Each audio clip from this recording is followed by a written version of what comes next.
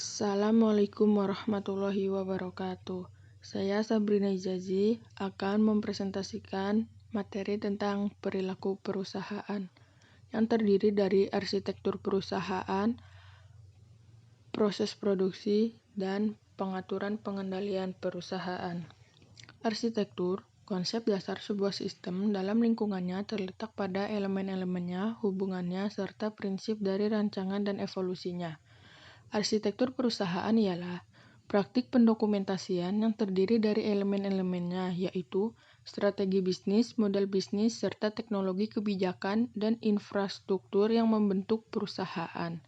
Arsitektur diperlukan untuk mengelola kompleksitas organisasi atau sistem yang sangat besar, untuk menciptakan gambaran struktur organisasi, proses bisnisnya, dukungan aplikasi, dan infrastruktur teknis. Arsitektur perusahaan mencakup inti-inti dari bisnis, dan evolusinya. Tanpa arsitektur yang bagus, akan sulit untuk mencapai kesuksesan bisnis. Karakteristik paling penting dari sebuah arsitektur perusahaan adalah menyediakan pandangan menyeluruh dari sebuah perusahaan.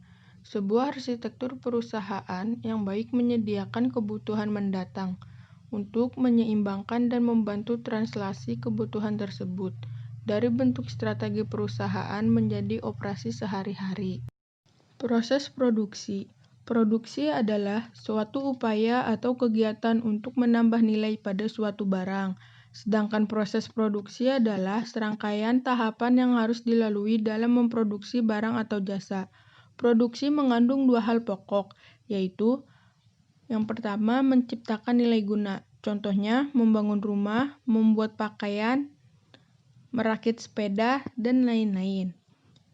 Yang kedua, menambah nilai guna. Contohnya, memperbaiki TV, memodifikasi mobil, dan lain-lain. Faktor-faktor produksi terdiri dari 4, yaitu yang pertama, tenaga kerja, yang kedua, money, uang atau dana, yang ketiga, material, bahan-bahan, yang keempat, metode. Proses produksi dapat dibedakan menjadi 2, yaitu yang pertama, proses produksi terus-menerus, yang artinya suatu proses produksi yang bahan baku untuk produksinya mengalir secara berurutan, melalui beberapa tahap pengerjaan sampai akhirnya menjadi bahan jadi. Contohnya, proses produksi yang pasti dan tidak berubah-ubah dari waktu ke waktu, seperti industri gelas. Yang kedua yaitu proses produksi berselingan, yang artinya proses produksinya terputus-putus, di mana proses produksi tidak dilakukan secara berurutan.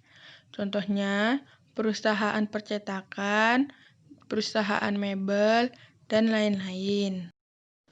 Berikut adalah contoh proses produksi tempe, mulai dari pemilihan kedelai sampai tempe siap dijual.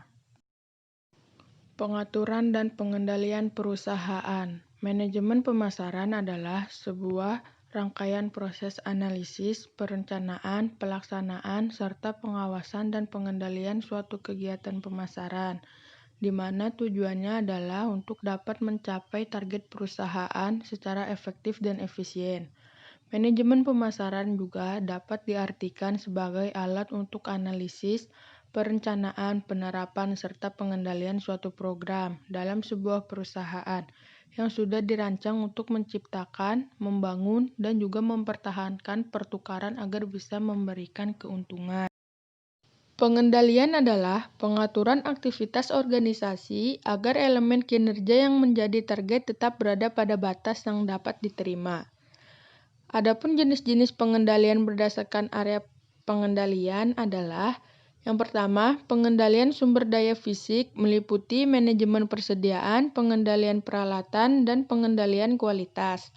Yang kedua, pengendalian sumber daya manusia meliputi seleksi dan penempatan, pelatihan dan pengembangan, evaluasi kerja, kompensasi.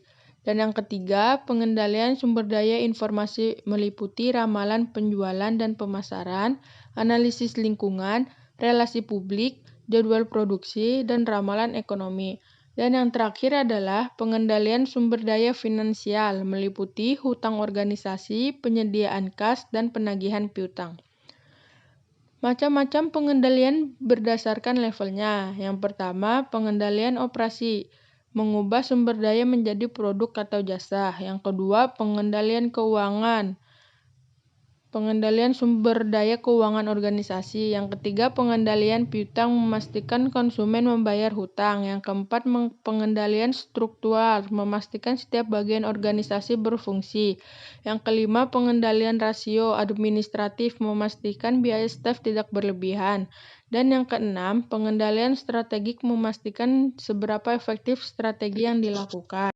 Pengendalian strategik secara umum berfokus pada 5 aspek organisasi, yaitu aspek struktur, kepemimpinan, teknologi, SDM, dan sistem pengendalian informasi.